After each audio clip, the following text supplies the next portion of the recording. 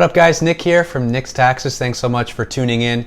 Today we're going to have another Canada news update, as well as some new CERB frauds are coming around. So I want you guys to be aware of what's going on. So I will break down today's news surrounding all things Canada and Canada benefits. So before we get started, if you're new to the channel, hi, I'm Nick. I'm making videos giving you guys Canadian updates, talking about Canada recovery benefits, personal tax and personal finance, as well as some investing.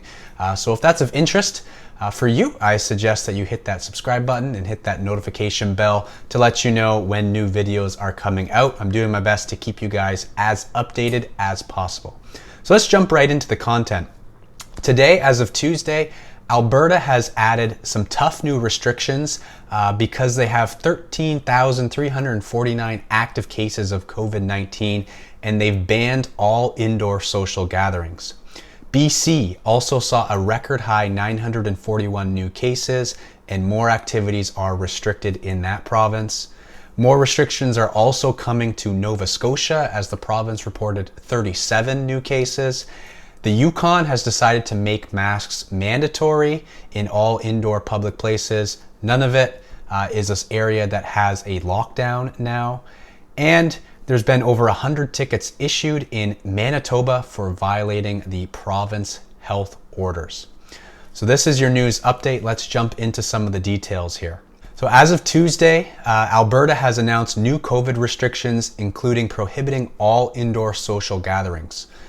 Alberta reported 1,115 new cases and 16 more deaths on Tuesday. The Premier said the decision to impose new measures came after he spent much of the weekend on the phone talking to healthcare workers on the front line. He also had an 8-hour-long cabinet committee meeting on Monday. He has officially declared a public health emergency in Alberta and has introduced some targeting measures and some stricter restrictions. He says these mandatory measures will place new restrictions on social gatherings, worship services, businesses, schools, and all Albertans. So, what's some of the changes? No indoor social gatherings allowed. Outdoor social gatherings are limited to 10 people. These mandatory measures will be enforced with fines of $1,000. All students grades 7 to 12 will transition to online learning beginning November 30th until they begin their winter break. In-person classes will resume again in January. All businesses are encouraged to have employees work from home as much as possible. This will include the provincial government employees. Also, restaurants, bars, pubs, and lounges will remain open. Tables can sit a maximum of 6 people from the same household, but if you're someone who lives alone, you can meet up with up to 2 non-household contacts who are a part of your bubble. Over in Nova Scotia, some new health restrictions are coming that way as well, as on Tuesday they reported 37 new cases, and he says 37 cases in one day is enough for concern, so they are getting ready to brace themselves for a second wave. As of midnight Wednesday in Nova Scotia, all restaurants and bars in the Halifax region must close to in-person dining, with only takeout and delivery orders allowed. All fitness and rec facilities, libraries, museums, and casinos in the region are also going to be closed, and this is going to last for 2 weeks. The province's neighbors over in New Brunswick has said that they won't make any changes for the time being, but that could change. Out west in BC, they recorded a record high 941 new cases and 10 additional new deaths. Also on Tuesday, public health officials in BC ordered that dance and yoga studios, gym centers, and other spaces offering group indoor fitness activities are temporarily to be suspended across the province. So we'll see how long that lasts for. All right, now over to the CERB, the Canada Emergency Response Benefit. I made a video a little bit earlier talking about how you can still qualify for the CERB and still apply for your $2,000 CERB.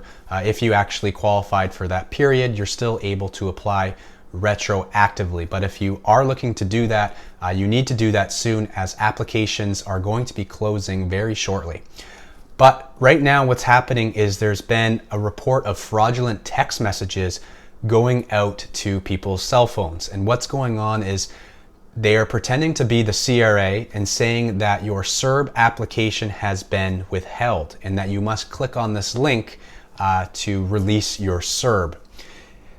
There's a report saying that the website looks pretty similar to the official Canada.ca website, with the exception that none of the other tabs on the website actually works.